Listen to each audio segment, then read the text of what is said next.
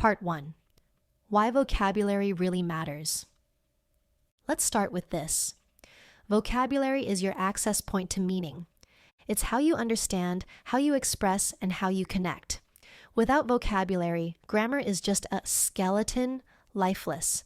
Think of vocabulary as the muscles, the skin, the soul of your communication. You might speak with perfect grammar, but if you only know 500 words, your expression will feel limited, robotic even. But when your vocabulary is rich, even if you make grammar mistakes, your speech comes alive. That's why investing time in learning and living new words is so powerful. Part 2. The myths we believe about learning vocabulary. Let's bust a few myths. I need to memorize word lists. Number, you don't need to. You can solpain, and some people benefit from that. But memorizing without context is like trying to grow a tree without soil. Words need emotional, situational, and personal context to take root. I just need to watch more English movies. Also, number passive exposure is helpful, but passive learning is rarely transformative. Watching movies helps with listening and comprehension, but unless you're actively noticing and reviewing new words, it's like trying to get fit by walking past a gym. Native speakers don't study vocabulary, so I don't need to. Here's the thing. You're not starting from zero in your native language. You already had thousands of hours of input, schooling, reading, conversation, and cultural immersion. When learning English, you have to be more intentional. You're building an ecosystem from scratch. Part 3. The mindset of a vocabulary builder. Learning vocabulary isn't about memorizing words. It's about building a relationship with them. It's emotional. It's personal.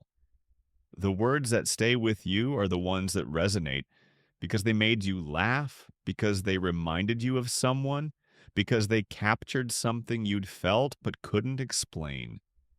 So the real secret is this: make vocabulary learning part of your identity.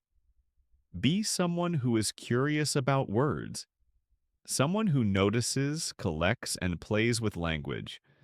That's when your vocabulary stops being a task and becomes a lifestyle. Part 4. Practical strategies that actually work. Let's get into the how, but not just techniques, tools with a mindset behind them. 1. Contextual learning greater than isolated memorization. If you learn the word serene from a sentence like, "The lake looked serene under the moonlight," your brain connects it with the image, the feeling, the moment. It sticks. But if you learn it from a list that says, "Serene equals calm," it's dry, forgettable. So always try to learn words in sentences, real or imagined. Second reading, the hidden superpower. Reading is one of the richest sources of vocabulary, especially fiction and well-written nonfiction. Here's the trick. Don't stop at understanding. Whenever you meet a new word, pause. Guess its meaning. Check it.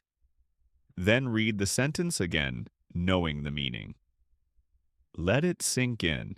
And most importantly, collect your words. Start a personal vocabulary journal or use apps like Notion, Anki, or Quizlet. But don't just write down definitions. Add the sentence you found it in, your own sentence. A quick note, how you feel about the word. That emotional layer helps more than you think. 3. Active recall and spaced repetition. Now this is powerful. Spaced repetition is the idea that if you review something at carefully timed intervals, you'll remember it far better than cramming. Anki is the king of this. You can create flashcards with a sentence on one side and a blank where the word goes, like this: "The lake looked under the moonlight." Answer: serene. This way, you're training production, not just recognition. 4. output, the secret weapon. Reading and listening give you input, but speaking and writing are output. And output forces your brain to choose words, to search for them, to own them. Start small. Journal daily in English. Use the new word in your own sentence. Join an English-speaking Discord server or Telegram group. Record a voice memo or video with today's word in it. Example, if you learned to procrastinate, say, "Today I procrastinated for 2 hours before cleaning my room." Now that word is part of your story. It sticks. Fifth, personal vocabulary themes. Each week, choose a theme. Could be emotions, food, travel, technology, relationships, motivation. Find 10 to 15 words around that theme. Read articles, watch videos, write sentences, speak them out loud. You create your own language island, and your brain connects the words like puzzle pieces. Part 5. Emotional anchoring, the psychology of retention. Let's talk brain science. Your memory works better when there's emotion involved. So don't just learn the word bittersweet. Remember a bittersweet moment in your life. Don't just memorize nostalgic. Recall the smell of your childhood home. Anchor the word emotionally. Want another trick? Use visualization. When you learn clumsy, picture someone spilling coffee, tripping, laughing awkwardly. That image will help you recall the word far better than a dictionary definition ever will. Part 6. Frequency versus fluency. It's tempting to learn rare or fancy words. Serendipity, ephemeral, melancholy. But fluency doesn't require obscure vocabulary. It requires useful vocabulary. So mix it up. Learn high-frequency words first. Learn how native speakers actually speak. Phrases like, "What are you up to?" "I'm not really into that." "Sounds good to me." "No worries." These are pure gold for fluency. Part 7. Vocabulary through passion. Here's a secret. You learn fastest when you're obsessed with the topic. Love cooking? Watch recipes in English. Love psychology? Read English articles on the mind. Love gaming? Watch English streamers. This way, you're not just learning English, you're living your passion in English, and that's magnetic.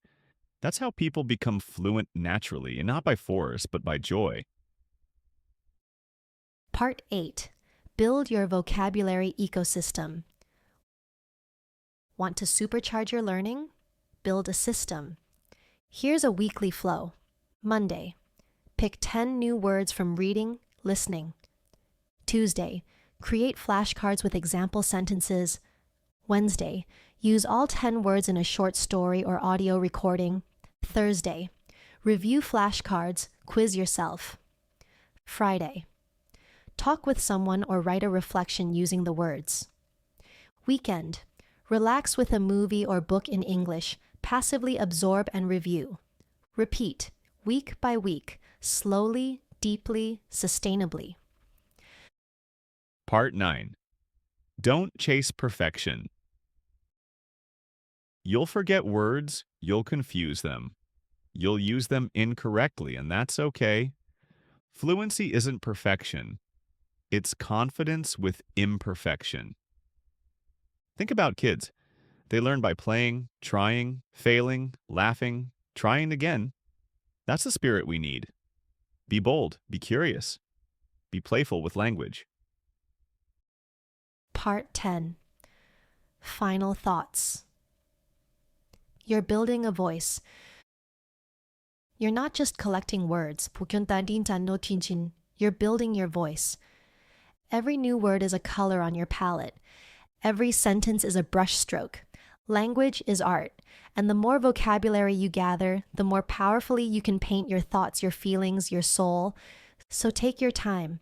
Fall in love with the journey. and never stop learning, not just new words, but new ways to express yourself.